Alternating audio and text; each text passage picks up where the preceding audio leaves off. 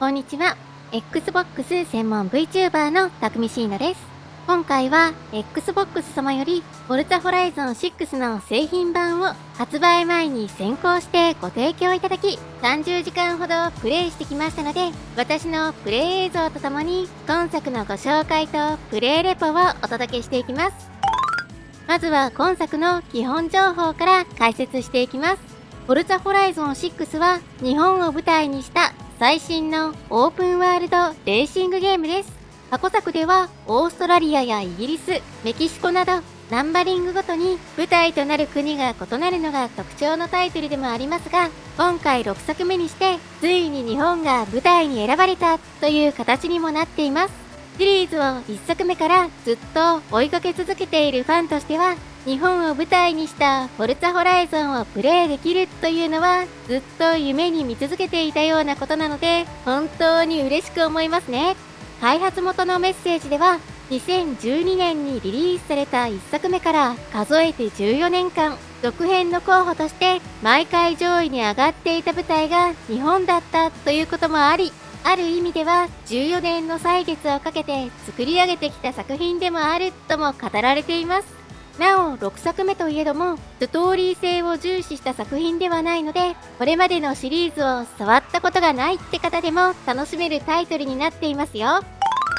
発売日は2026年5月19日で、定価は9800円。5月時点での対応機種は Xbox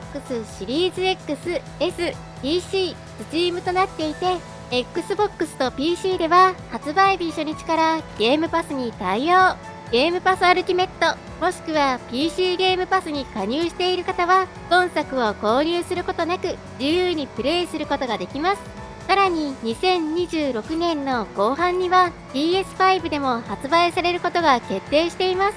シリーズとしては1と2は発売当初から日本語吹き替えに対応していて、5は発売から1年後のアップデートで日本語吹き替えに対応しましたね。3と4は日本語字幕のみで日本語音声は収録されていませんでしたが、6では発売当初から日本語音声に対応しています。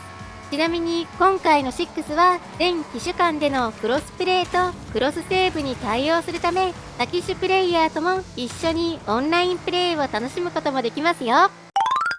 舞台となるオープンワールドで作られた日本はシリーズ史上最大規模のマップサイズとなっていて、渋谷のスクランブル交差点や東京タワー、秋葉原にレインボーブリッジなどが登場する東京はもちろん、岐阜の白川郷や青森の弘前城、富山の雪の大谷、群馬県の榛名山などなど、実在する日本の様々な名所を取り入れた架空のマップを採用しています。あくまで今作の舞台は架空のマップであり、日本地図をそのままゲーム内に再現しているというわけではないので、その点はご注意ください。この点について今作のデザインディレクターを務めた方からは、日本の道路や空間を正確に再現することではなく、正確さよりもその場所の雰囲気を重要視したと語られています。私が触った印象だと、洋芸でよく見るような、いわゆるなんちゃって日本って感じではなく、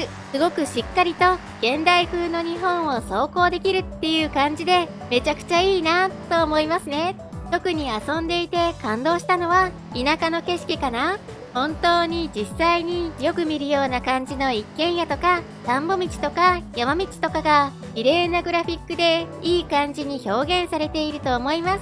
このなんというか地面のボコッとしたところとか路面の状態とか錆びついたガードレールとか、すごいなんかめっちゃ見たことあるなって感じがして、私自身田舎の方に住んでいるので、走っていると、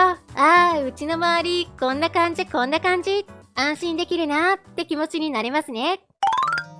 それでは日本を舞台にした今作、フォルツァホライゾン6でどんな遊びができるのかお話ししていきます。本作は観光客としてスタートし、日本の各地を探索しながら様々なイベントを攻略することによってランクを上げ、より高ランクのイベントに挑み、ゆくゆくはトップドライバーたちと競い合っていくというゲームの流れになっています。イベントの種類には街中や高速道路を駆け抜けたり、変化する路面や予測困難な道を進んだり、それに起伏の激しい地形を横断するなどのレースイベントが存在。他にもドリフトのイベントに高所からの大ジャンプや時速何キロ以上でその地点を通過するって感じのスピードゾーンなどなど、他の車とレースをして1位を目指すっていうイベントもあるけど、そうじゃないイベントも複数あります。峠バトルなんかもありますよ。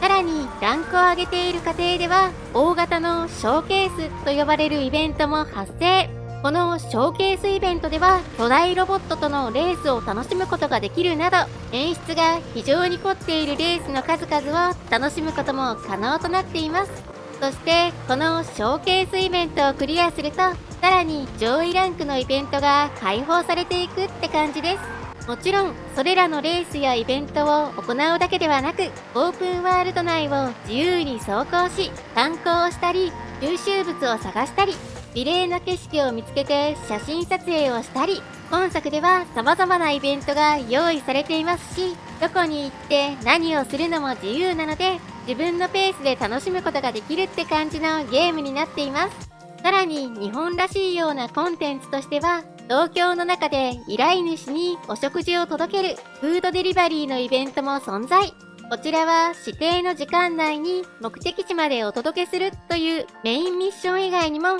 なるべくぶつからないように走るとか、時速何キロ以上で走行するなどの目標なども存在し、クリアできた内容に応じて報酬を獲得できる作りになっています。あとは日本各地に点在するマスコットを探し破壊する要素もありますね。マスコットは全部で200個用意されていて、破壊することによってこちらも報酬が得られるので、観光やイベントを楽しみながらマスコット探しを行うのも楽しいと思います。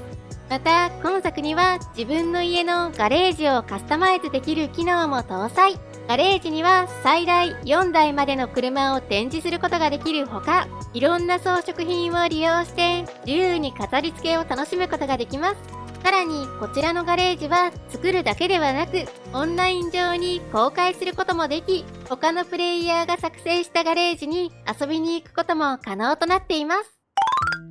次はオンライン機能について解説していきます。本作は一人プレイだけではなく、オンライン協力プレイにも対応していて、全世界の人と一緒に遊ぶことも可能となっています。オンラインでレースを楽しむのはもちろん、フレンドと一緒に自由にドライブをしたりだとか、絶景スポットまで行ってみんなで愛車を撮影したり、収集物を探したりすることもできます。仲間内で東京タワーまで走ってみようかとか、このレースイベントを参加してみようとか、遊び方も自由なので、すごくまったりと協力プレイを楽しむことができますよ。特に今シリーズには、どうやって取ればいいんだって思っちゃうような、すごい高いところに収集物が置いてあるような場面もあるので、フレンドと一緒にそういった収集物を頑張って取る会なんか行うのも結構盛り上がると思います。そしてゲーム内のラジオでは、夜遊びやアド、桜坂46にカナブーン、ストマヨ、クリーピーナッツなど J-POP を豊富に収録しています。これらの曲はただ音楽だけが流れ続けるんじゃなくて、実際のラジオのような感じで流してくれますし、プレイ中に方向キーの右を押すことでいつでも自由にラジオ局を変更したりオフにすることもできます。Xbox では Spotify のアプリを利用することで、どんなゲームを遊んでいる時にでも自分の好きな曲を流すことができますが、実際にフォルツァホライゾンのゲーム内に普段からよく聴いている J-POP が収録されているっていうのはやっぱり特別な感じがしますね。私は七尾あかりさんの曲が特に好きなので、収録されているのがすごく嬉しいです。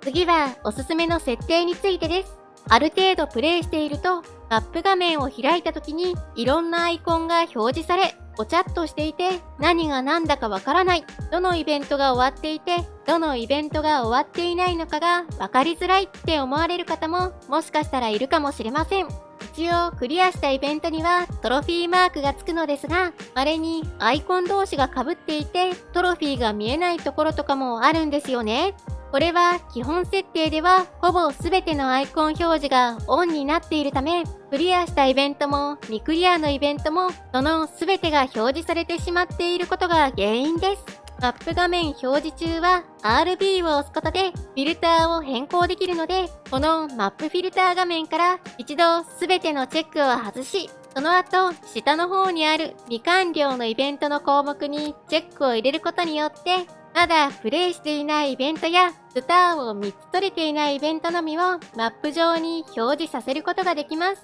これにボーナスボードやマスコット、掘り出し物などもチェックに加えれば結構マップの探索はしやすくなるんじゃないかなと個人的には思います。もしマップ画面で混乱したら試してみてください。最後にまとめです。いやーもう最高すぎるほどに最高のゲームで、馴染みのある舞台でフォルツァホライゾンを遊べるなんて本当に幸せな体験だと感じています。